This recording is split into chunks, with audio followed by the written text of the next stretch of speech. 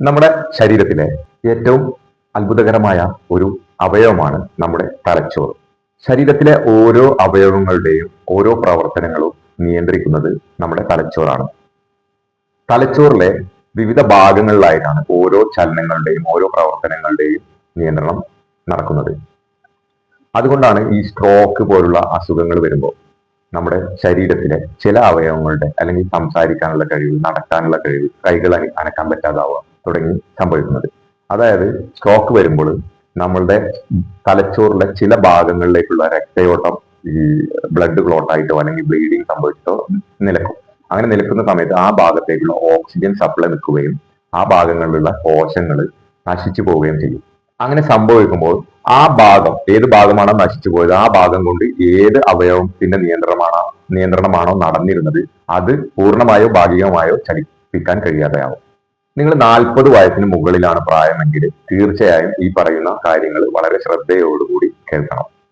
കാരണം നമ്മുടെ ഇന്നത്തെ ജീവിതശൈലി മുഖേന ശരിയായ ഭക്ഷണ രീതി ഇല്ലാത്തത്, അതുപോലെ മാനസിക സമ്മർദ്ദം തുടങ്ങിയവ കാരണം നമുക്ക് BP, കൊളസ്ട്രോൾ, ഷുഗർ തുടങ്ങിയവ കൂടുകയും അത് സ്ട്രോക്ക് വരാൻ സാധ്യത വളരെയധികം വർദ്ധിപ്പിക്കുകയും ചെയ്യുന്നു.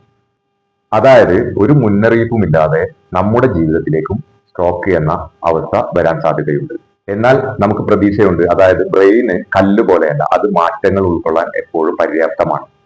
ഒരു ഭാഗം നശിച്ചുപോയി എന്ന് വെച്ചിട്ട് ആ ഭാഗത്തെ ചലനശേഷി നശിച്ചു പോകാം. പക്ഷെ തലച്ചോറിനകത്ത് വീണ്ടും സ്ഥലങ്ങൾ ബാക്കിയുണ്ട്. ഏകദേശം നമ്മുടെ ജീവിതത്തിൽ ഒരു 10-20% മാത്രമേ നമ്മുടെ തലച്ചോറ് യൂസ് ചെയ്തിട്ടുണ്ടാവും. അപ്പൊ ബാക്കി സ്ഥലം ഇനിയുമുണ്ട്. അപ്പൊ നമുക്ക് ചെയ്യാവുന്നത് എന്താന്ന് വെച്ചാൽ വീണ്ടും വീണ്ടും ശ്രമിച്ചു കഴിഞ്ഞാൽ തലച്ചോറിലെ പുതിയ ഭാഗങ്ങളിൽ നമ്മുടെ ആ ഏത് ഭാഗത്തെ ചലനമാണോ നഷ്ടപ്പെട്ടത് അതിനെ ചലിപ്പിക്കാനുള്ള, നിയന്ത്രിക്കാനുള്ള വിവരങ്ങൾ തലച്ചോറിന്റെ പുതിയ ഭാഗത്ത് എഴുതി ചേർക്കാൻ നമ്മളുടെ സ്ഥിരമായ പ്രവർത്തനത്തിലൂടെ കഴിയും. ഒരാൾക്ക് ഇപ്പോൾ സ്ട്രോക്ക് സംഭവിച്ചു എന്ന് കരുതുക. അപ്പോൾ കൈകളുടെ ചലനശേഷി നഷ്ടപ്പെട്ടു, ഒരിക്കലും അനക്കാൻ കഴിയുന്നില്ല. ആദ്യത്തെ ദിവസം അയാൾ ചെറുതായി കൈ ഇളക്കാൻ നോക്കി, പതുക്കെ പതുക്കെ ഇളക്കാൻ നോക്കി. പിന്നെ അയാൾ ചെറിയ ബോൾ പോലത്തെ സാധനങ്ങൾ പിടിച്ച് അമർത്തി പ്രസ് ചെയ്ത് പിടിക്കാൻ നോക്കി. അങ്ങനെ പതിയെ പതിയെ അയാൾക്ക് ജീവിതത്തിൽ മുമ്പ് ചെയ്തിരുന്ന ഓരോ കാര്യങ്ങളും, പക്ഷെ മാസങ്ങൾ എടുത്തുകൊണ്ടാണ് സംഭവിക്കുക, ചെയ്യാൻ കഴിയും എന്നുള്ളത് പൂർണ്ണമായും ഉറപ്പാണ്.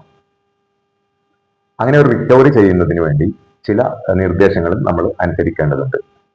ഒന്ന്, ചെറിയ ചെറിയ അനക്കങ്ങളിലൂടെ ആ കൈകളുടെ ശേഷി പതിയെ പതിയെ തിരിച്ചു കൊണ്ടുവരാൻ നോക്കുക. അതായത് നമ്മൾ ഓരോ ദിവസവും പ്രാക്ടീസ് ചെയ്തുകൊണ്ട് നമ്മൾ വീണ്ടും വീണ്ടും പ്രാക്ടീസ് ചെയ്യുന്ന സമയത്ത് തലച്ചോറ് അതിന്റെ ന്യൂറോണുകളുടെ ബോണ്ടിങ് കണക്ഷനുകൾ വളരെ നല്ല രീതിയിലാക്കുകയും നമ്മളെ ചലനശേഷി തിരിച്ചു കൊണ്ടുവരാൻ പൂർവാധികം ശക്തിയോടെ ശ്രമിക്കുകയും ചെയ്യും. അതുപോലെ നല്ലൊരു ട്രെയിനർ അല്ലെങ്കിൽ ഫിസിയോതെറാപ്പിസ്റ്റിന്റെ സഹായത്തോടു കൂടി ഏതൊക്കെ തരത്തിലുള്ള ചലനങ്ങളാണോ വേണ്ടത് എന്ന് പൂർണ്ണമായും മനസ്സിലാക്കി ധൈര്യത്തോടു കൂടി ക്ഷമയോടുകൂടി ചെയ്യാൻ ശ്രമിക്കുക. ഏറ്റവും പ്രധാനമായി വേണ്ട കാര്യം, നമ്മൾ ഒറ്റ ദിവസം കൊണ്ട് നമുക്ക് ഒരിക്കലും നമ്മൾ 5-6 വർഷങ്ങൾ എടുത്ത് നമ്മൾ കുട്ടിയായിരിക്കുമ്പോൾ പഠിച്ച പല കാര്യങ്ങളുമായിരിക്കും നഷ്ടപ്പെട്ടു പോയിട്ടുണ്ടാവും. അത് ഒറ്റ ദിവസം കൊണ്ട് നമുക്ക് തിരിച്ചു കിട്ടണം എന്ന് നമുക്ക് ഒരിക്കലും വാശി പിടിക്കാൻ പറ്റില്ല. എന്നാൽ പോലും നമ്മൾ ശ്രദ്ധയോടുകൂടി ശ്രമിച്ചു കഴിഞ്ഞാൽ 6 മാസം കൊണ്ടോ 1 വർഷം കൊണ്ടോ പൂർണ്ണമായും നമുക്ക് പഴയ രീതിയിലെ ചലനം ശേഷി വീണ്ടെടുക്കാൻ കഴിയും. ആദ്യത്തിൽ നമുക്ക് ചെറുതായി കൈ അണക്കാനാവും കഴിയാം. പിന്നെ നമുക്ക് ചെറിയ ചെറിയ വസ്തുക്കൾ പിടിക്കാൻ കഴിയും. പിന്നെ നമുക്ക് വാതിൽ തുറക്കാന്, എഴുതാന്, നടക്കാന്, മറ്റു പല കാര്യങ്ങളും ചെയ്ത് പഴയ രീതിയിലേക്ക് തന്നെ നമ്മുടെ ശരീരത്തിന്റെ ശേഷി തിരിച്ചെടുത്തു കൊണ്ടുവരാം. അങ്ങനെ ഒരുപാട് അനുഭവങ്ങൾ നിങ്ങളുടെ നാട്ടിലും നിങ്ങളുടെ ബന്ധുക്കളിലും ഒക്കെ നിങ്ങൾക്ക് അറിയാൻ കഴിയും.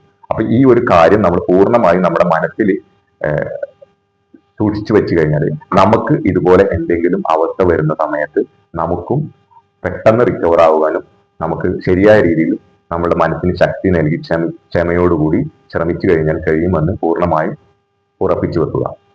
അങ്ങനെ നമുക്ക് എന്തെങ്കിലും സംഭവിച്ചാൽ അല്ലെങ്കിൽ നമ്മുടെ സുഹൃത്തുക്കൾക്കോ ബന്ധുക്കൾക്കോ അങ്ങനെ സംഭവിക്കുന്ന സമയത്ത് ഈ കാര്യങ്ങൾ പറഞ്ഞ് മനസ്സിലാക്കി എന്താണ് നിങ്ങൾ ഇങ്ങനെ ചെയ്യുന്ന സമയത്ത് എല്ലാവരും പറയും ഫിസിയോതെറാപ്പിക്ക് പോയാൽ മതി. ഫിസിയോതെറാപ്പി എന്നാൽ എന്താണ് അവിടെ സംഭവിക്കുന്നത് നമ്മൾ പൂർണ്ണമായി അറിഞ്ഞിട്ടുണ്ടെങ്കിൽ നമുക്ക് എല്ലാ ദിവസവും ശരിയായ രീതിയിൽ അത് മാർഗനിർദ്ദേശങ്ങൾ ഉൾക്കൊണ്ട് പ്രവർത്തിക്കാൻ കഴിയും.